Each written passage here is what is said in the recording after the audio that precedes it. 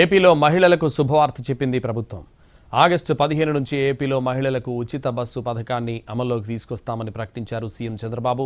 కర్నూలు జిల్లాలో పర్యటించిన ఆయన ఈ ప్రకటన చేశారు.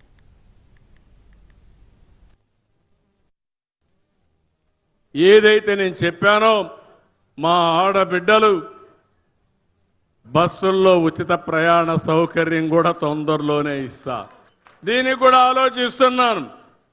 అవసరమైతే ఆగస్టు 15న స్వాతంత్ర దినోత్సవాన తప్పకుండా మా ఆడబిడ్డలు అప్పటి నుంచి ఉచిత ప్రయాణ సౌకర్యం ఏర్పాటు చేసే బాధ్యత ఈ ప్రభుత్వానిది.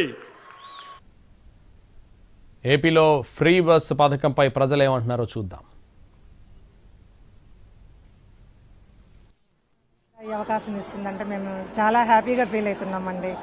చంద్రబాబు నాయుడు గారికి ధన్యవాదాలండి. ఇంతవరకు మనకు లేదు కదా, ఉంటే బాగుంటది. బాగుందండి, ఆయన ప్రభుత్వం బాగుంది.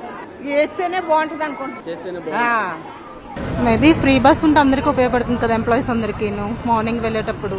అయితే ఇబ్బందిగానే ఉంటుంది. ఎవరు వెళ్ళాలన్న ప్లేసులు ఉండవు సరిగ్గా, అందరూ వస్తారు. లైక్ పెద్దవాళ్ళంటే మేము ఇచ్చాలి పక్కగా సీట్స్, ఇవ్వకపోతే అదొక గొడవలు.